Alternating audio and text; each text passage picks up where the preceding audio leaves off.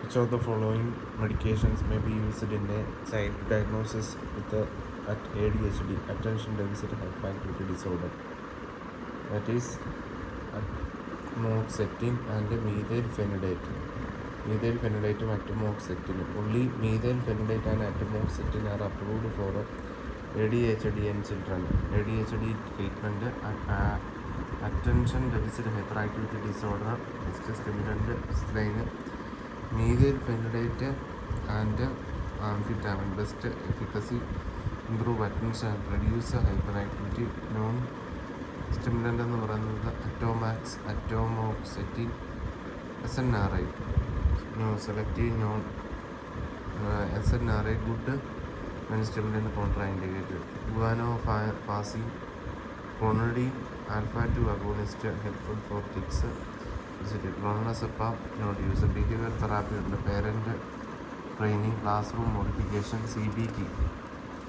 CBT for older children. When to prefer non-stimulant?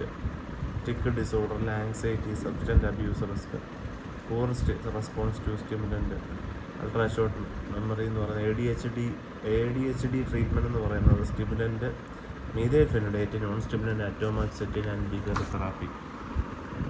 അപ്പം എന്ന് പറയുന്നത് അറ്റോമാക്സെറ്റിൻ, മീഥൈൽഫെനിഡേറ്റ് ആണ് ട്രീറ്റ്മെൻറ്റ്. ഒക്കെ atomoxetine, methylphenidate, non stimulant, stimulant, methylphenidate, non stimulant, atomoxetine, behavioural therapy. ഇനിയും which of the following are include as deficiency under the Rashtriya Bal Swasthya Karyakram RBSK. Deficiency under the Rashtriya Bal Swasthya Karyakram. Vitamin A deficiency, anaemia and vitamin D. Vitamin A, anaemia, D deficiency. Hypothyroidism not deficiency is a part of disease category includes congenital and acquired hypothyroidism. RBSK, that is രാഷ്ട്രീയ Bal Swasthya കാര്യകരം, that is RBSK, രാഷ്ട്രീയ Bal Swasthya Karyakram, that is 4 component is there.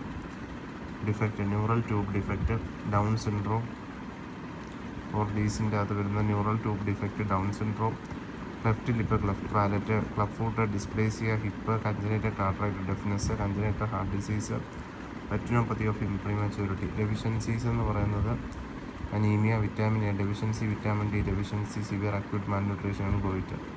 Diseases ഉണ്ട്, അസുഖങ്ങളുണ്ട്, skin conditions, otitis media, rheumatic heart disease, reactive heart disease, airway disease, dental caries, conversions. Developmental delays ഉണ്ട്, that is vision or hearing impairment, neuro motor impairment, motor delay, cognitive delay, language delay, ബിഹേവിയറിൻ്റെ പ്രശ്നം, learning disattention, deficit hyperactive disorder. Optional congenital hypothyroidism, sickle cell anaemia, beta thalassaemia. So ഉത്തരവെന്ന് പറയുന്നത് deficiency under the Rashtriya Bal Swasthya കാര്യക്രമത്തിൻ്റെ അകത്ത് vitamin A deficiency, anaemia and vitamin D deficiencies. Which of the following statement are correct regarding management of hyperkalaemia in children? Hyperkalaemia 3 and 4, that is regular insulin and glucose given intravenously enhances the cellular uptake of the potassium. Sodium polystyrene sulfonate enhances total body potassium elimination. ഇതാണ് hyper കലീമിയയുടെ management. 3 and 4, that is ഇൻസുലിന് glucose IV ആയിട്ട് കൊടുക്കുക. അതുപോലെ തന്നെ sodium polystyrene sulfonate enhances the total body potassium elimination. Calcium നമ്മൾ തീർച്ചയായിട്ടും is given to stabilises the membrane bile. Beta adrenergic agonist എന്ത് ചെയ്യുന്നത്? Shift potassium into cells. Plus 1 and 2 are wrong. Intravenous calcium is given to enhance C for calcium for cardiac potential. Calcium given to stabilize the membrane, but beta-2 adrenergic agonist potassium into the cell ആണ്. Intravenous calcium gluconate ഒന്നുമല്ല, പിന്നെ അതുപോലെ beta two adrenergic use to stabilise ഇതൊന്നുമല്ല.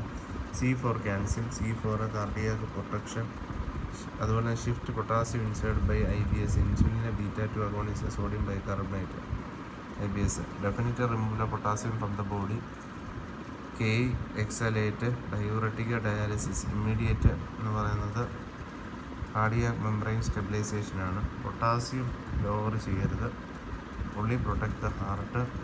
IV calcium gluconide mechanism 10%. Mechanism stabilizes the myocardial membrane. Effect എന്ന് പറഞ്ഞാൽ prevent arrhythmia. Short time potassium into the cell, shift potassium into cell, rapidly reduces potassium temporary effect. Insulin glucose activate sodium potassium ATPase, potassium into the celലിലേക്ക് കയറ്റും.